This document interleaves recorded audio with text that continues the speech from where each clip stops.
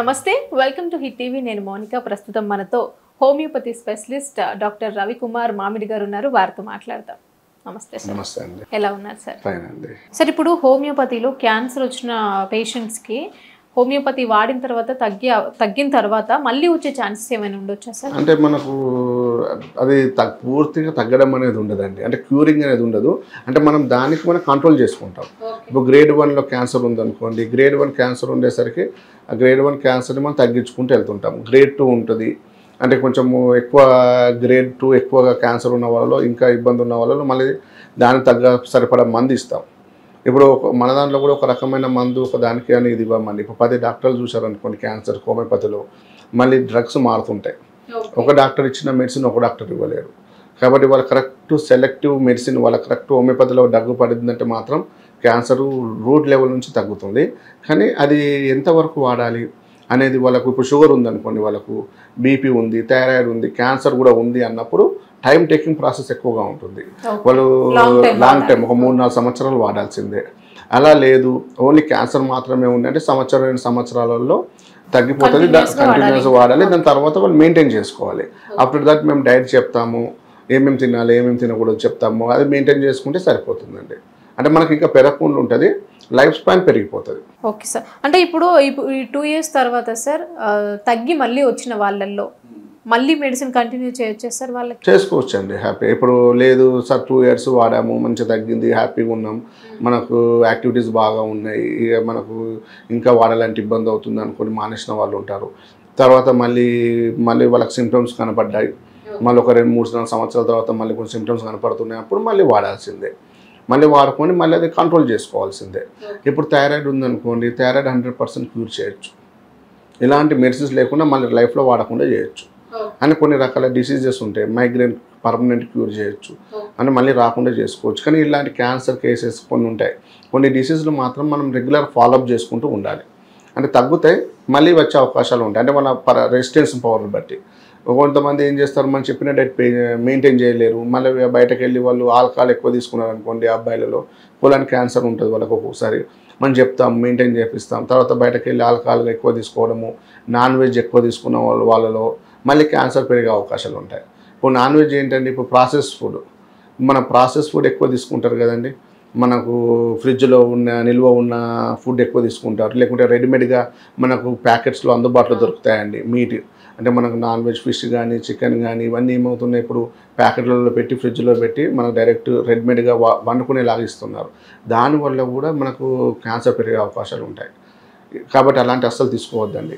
దానివల్ల మళ్ళీ ఆయిల్ ఎక్కువ వేసి ఫ్రై చేయడము చికెన్ మాంసం ఎక్కువ తినడం వల్ల కూడా మనకు ఇంటర్నల్ క్యాన్సర్ ప్రొడక్షన్ పెరుగుతుంది ఎందుకంటే మనకు ఇప్పుడు పిజ్జాలు ఉంటాయి బర్గర్ ఉంటుంది వాళ్ళకి ఎక్కువగా ఏం చేస్తుంటారు అందులో కలర్ ఏజెంట్స్ వాడతారు ఇప్పుడు ఫాస్ట్ ఫుడ్ సెంటర్లో ఇప్పుడు చికెన్ తీసుకున్నాం అనుకోండి ఫాస్ట్ ఫుడ్ సెంటర్లో వాళ్ళు కలర్ వేస్తారు ఆ కలర్ ఏజెంట్స్ ఫుడ్ కలర్ వేస్తారు కదా ఆ ఫుడ్ కలర్లో అనేక రకాల కెమికల్స్ ఉంటాయి కాబట్టి ఆ పిజ్జాలో కానీ బర్గర్లో కానీ ఎక్కువ కెమికల్స్ వాడుతూ ఉంటారు కాబట్టి మనం బ్రెడ్స్ కూడా ప్రాసెసింగ్ ఉంటుంది ఎక్కువ నిలువ ఉంటాయి అవి కాబట్టి వాటి వల్ల కూడా మనకు క్యాన్సర్స్ వస్తాయి కాబట్టి వాళ్ళలో అందులో ఏముంటుందంటే మోనోసోడియం గ్లూటమేట్ అనే ఒక పదార్థం ఉంటుందండి ఆ మోనోసోడియం గ్లూటమేట్ ఆ పదార్థం వల్ల మనకు ఇమ్మీడియట్గా క్యాన్సర్ కణాలు వృద్ధి చెందుతాయి మన బాడీలో కాబట్టి హార్మోన్స్ కూడా మొత్తం ఇంబ్యాలెన్స్ అవుతాయి కాబట్టి మనం ఫాస్ట్ ఫుడ్ కానీ మనం ఎక్కువ జంక్ ఫుడ్స్ కానీ అవన్నీ అవాయిడ్ చేయమంటాం వాటి వల్ల లేడీస్లో ఏంటంటే హార్మోనల్ ఇంబ్యాలెన్స్ కూడా చాలా ఎక్కువగా ఉంటుంది ఓకే సార్ ఇప్పుడు నాన్ వెజ్ గురించి మాట్లాడితే వీక్లీలో అంటే ఎలా తీసుకుంటే మంచిది అంటారు అంటే నాన్ వెజ్ అనేది కూడా మంచిది ప్రోటీన్ ఫుడ్ ఇప్పుడు నా చికెన్ ప్రోటీన్ అండి ఎక్కువగా మటన్ అనేది ఫ్యాట్ కాబట్టి ఫిష్ అనేది ఇంకా మంచిది ఫిష్ ఎందుకంటే అన్ని యాంటీ ఆక్సిడెంట్స్ ఎక్కువగా ఉంటాయి రిచ్ విటమిన్ B12 రిచ్ ఎక్కువగా ఉంటుంది కాబట్టి మనం ఫిష్ అనేది అందరికీ మనం రికమెండ్ చేస్తాం తీసుకోండి అని మటన్ ఒకటి మాత్రం అవాయిడ్ చేయమంటాం ఎందుకంటే ఎక్కువ దానివల్ల ఫ్యాట్ అనేది ఎక్కువ పెరుగుతుంది కాబట్టి ఇప్పుడు చికెన్ ఉందనుకోండి చికెన్లో కూడా మనం ఎక్కువ మటుకు ఆయిల్ వాడకుండా సాల్ట్ కొంచెం తగ్గించుకోండి మామూలుగా చికెన్ అలా తీసుకుంటే మనకు వీక్లీ 1 time తీసుకుంటే ప్రోటీన్ ఫుడ్ లిమిట్గా తీసుకుంటే మనకి ఎలాంటి ప్రభావం ఉండదు ఇప్పుడు చాలా మంది వీక్లీలో 2 times 3 times కూడా చికెన్ తింటూ ఉంటారు సార్ మరి అలాంటి వాళ్ళ పరిస్థితి ఏంటి తినొచ్చా నార్మల్గా తీసుకోవచ్చండి నార్మల్గా మనకంటే ఎంతవరకు వాళ్ళ క్వాంటిటీ చూసుకోవాలండి ఇప్పుడు డైలీ చికెన్ తిన్నా ఇబ్బంది లేదండి రోజు చికెన్ తిన్నా ఇబ్బంది లేదు మనం ఎన్ని గ్రామ్స్ తింటున్నాం ఓకే. ఎన్ని గ్రామ్స్ మనం చికెన్ మన బాడీ ఏమవుతుంది, ఏ తిన్నా మన బాడీ తట్టుకుంటుంది, కానీ దానికి లిమిట్ లేకుంటేనే ఇబ్బంది. ఇప్పుడు రైస్ ఉందండి, ఒక బౌల్ రైస్ తీసుకున్నా 2 బౌల్ రైస్ తీసుకున్నా ఇబ్బంది లేదు. ఎక్కువ రైస్ తీసుకున్నాం అనుకోండి మళ్ళీ అప్పుడు గ్లూకోజ్ లెవెల్స్ పెరుగుతాయి. ఇప్పుడు అలాగే చికెన్ కూడా మనం కొంతవరకు తీసుకున్నాం అనుకోండి ఇబ్బంది ఉండదు, అది మంచి ప్రోటీన్ ఫుడ్ కాబట్టి ఎలాంటి హాని చేయదు. కానీ దానికి మనము ఏం చేస్తుంటాం, కొంచెం ప్రాసెసింగ్ ఫుడ్లో ఉన్న చికెన్లు అలాంటి ఇబ్బంది అవుతుంది. అప్పుడే మనము ఫ్రెష్ చికెన్ ఉందనుకోండి అది ఎలాంటి ఇబ్బంది ఉండదు, అది కూడా లిమిట్గా తీసుకుంటే ప్రభావం ఉండదు.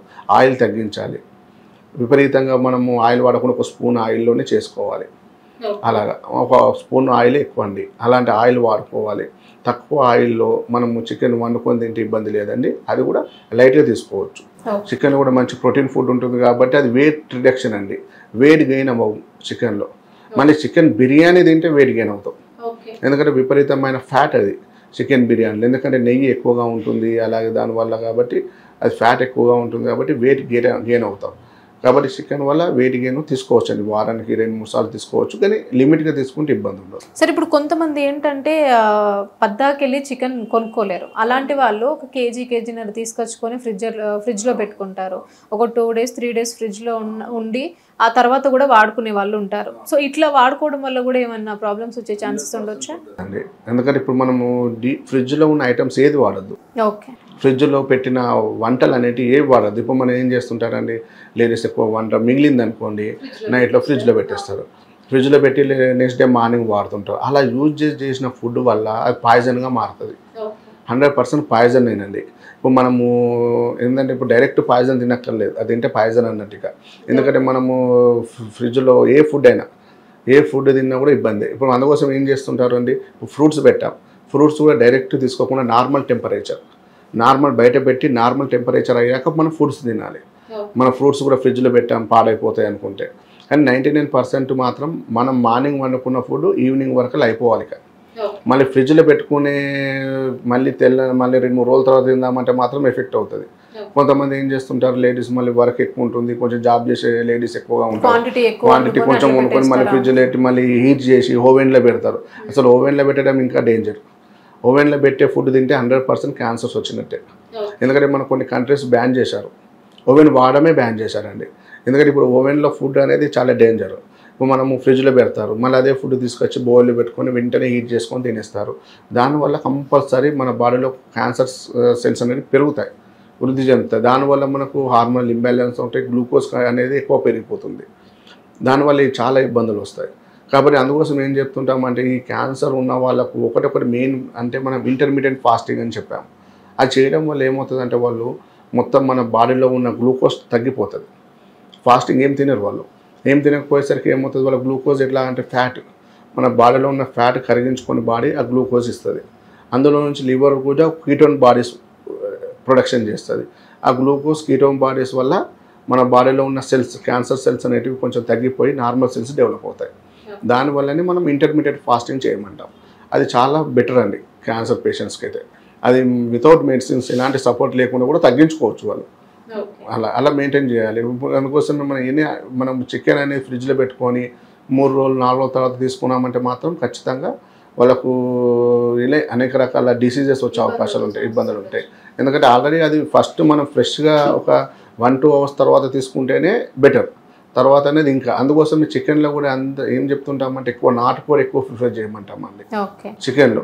బాయిలర్ చికెన్ కన్నా కొన్ని మంది వరకు ఈ కెమికల్స్ ఇచ్చి ఇంజెక్షన్స్ ఇచ్చి ఏమో చేస్తారు. ఇప్పుడు నాటుకోడి చికెన్ ఏంటంటే చాలా ఇంకా బెనిఫిట్ అండి అది. ఇప్పుడు నాటుకోడి చికెన్లో ఎక్కువ ప్రోటీన్ కంటెంట్ ఎక్కువగా ఉంటుంది, అది మన ఈ చికెన్ కన్నా అది చాలా హెల్దీగా ఉంటుంది. అది తీసుకున్నప్పుడు ఎలాంటి ఇబ్బంది ఉండదు, డైలీ ఒక వీక్లీ 3 times అనేది తీసుకోవచ్చు.